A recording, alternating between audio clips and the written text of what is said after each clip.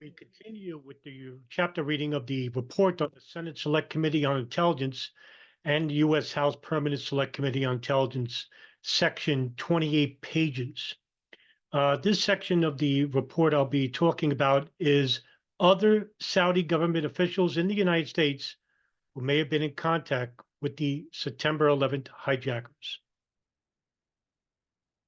Among the individuals who may have been as associates of the Al-Hazmi al-Midar was Sheikh al-Thumeri. Fahad al-Thumeri is his name. According to the blank memorandum reviewed by the Joint Inquiry staff, initial indications are that al-Thumeri may have had a physical or financial connection to al-Hazmi and al-Midar.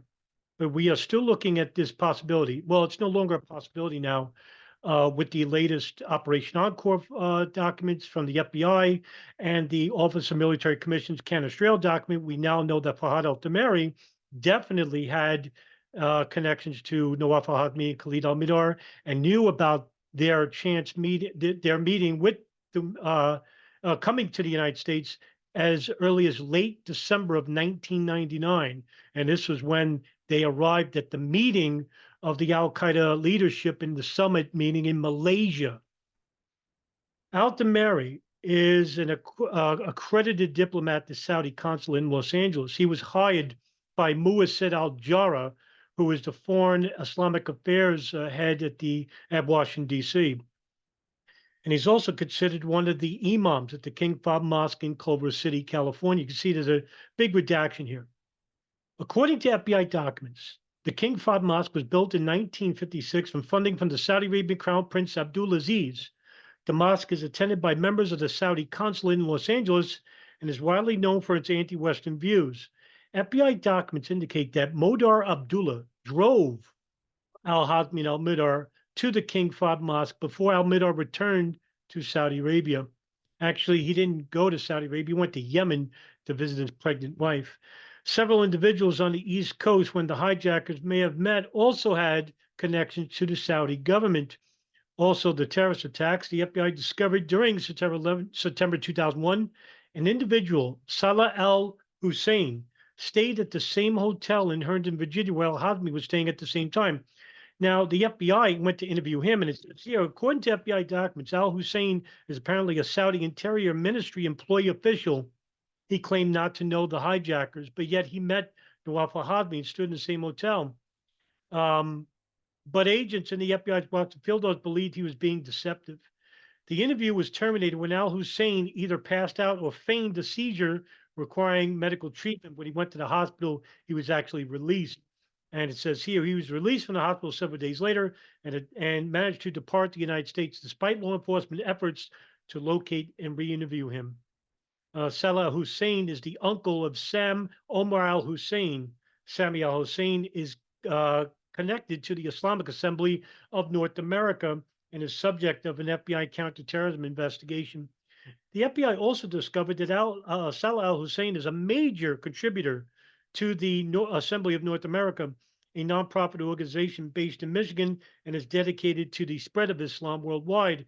According to the FBI, the INANA mission is to naturally to spread Islamic fundamentalism and Salafist doctrine throughout the United States and the world at large. The IANA solicits funds from wealthy Saudi benefactors, extremist Islamic sheikhs, and suspect non-governmental organizations. According to FBI documents, the INAA has solicited money from Prince Bandar bin Sultan. That's incredible. You can see that this is a very wide network of Wahhabi extremists. But the documents are unclear as to whether Bandar actually contributed money to the organization in the same sense that Prince Bandar's bank account to his wife, Haifa bin Faisal, sent money to an associate who then sent that money to her husband, who then sent that money to Khalid al-Midar and al-Hazmi. As you can see, the money is being disassociated from a direct link from where it originally came from. And that's what happened here. FBI documents also indicate that Saudi naval officers were in contact with the September 11th hijackers. FBI documents that state that the San Diego field office, the FBI San Diego field office, opened a counterterrorism investigation on an individual named Osama Nur, a Saudi naval officer, due to association with Nawaf al-Hazmi and Khalid al-Mihdhar. In addition, Laif al-Harbi, another Saudi naval officer, was in telephone contact with Khalid al-Mihdhar and Nawaf al-Hazmi on 9 occasions from March 11, 2000 to March 17th of 2000. The Jacksonville FBI field office is conducting an investigation to determine whether Salah Ahmed Badawi, a Saudi naval officer within its territory, was in contact with any of the hijackers. And you can see there's a long redaction here relating to Salah Ahmed Badawi, which extends to the other page, actually. So there must have been something regarding national security, but it was something determined to be too sensitive for the public to see.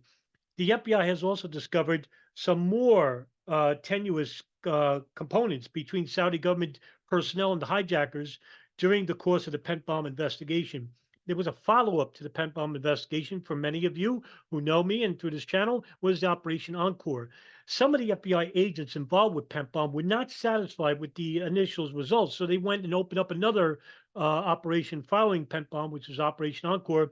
And what they've uncovered was that Saudi government officials were definitely providing financial and logistical support to two known Al Qaeda operatives who were involved with the hijacking of Flight 77, Khalid al-Mihdhar, and Nawaf al-Hazmi.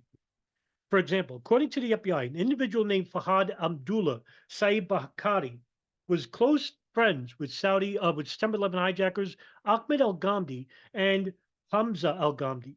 Bakla previously worked as a pilot for the Saudi royal family, flying Osama bin Laden between Afghanistan and Saudi Arabia during Osama bin Laden's exile.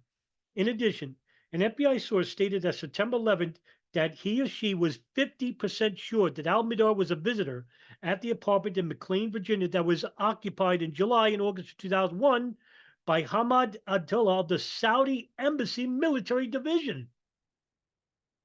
FBI documents also note that September 11 hijackers Saeed al-Ghamdi may have also visited this address. And as you could see, some of these September 11 hijackers were in close association with members of the Saudi Royal Ministry and Saudi Royal Military, through the Naval Department, through the Army Department, and through the Saudi Kingdom themselves. I mean, this is astonishing.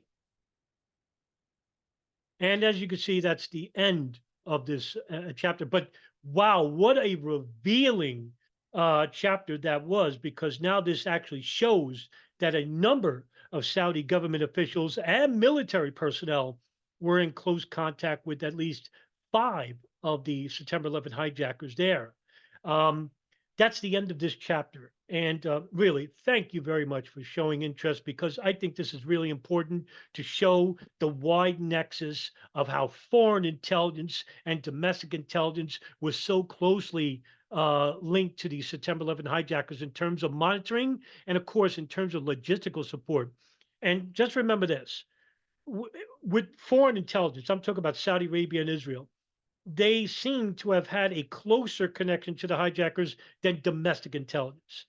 And that the domestic intelligence, it seems through these chapter readings of all the reports I'm going through with you, did not get all the intelligence from Saudi Arabia and Israel. I mean, that much I know is true. And I think the CIA and the NSA knew about these intelligence rings, and that they basically entrusted them to give them all the intelligence to stop these attacks, and it didn't happen for whatever reason.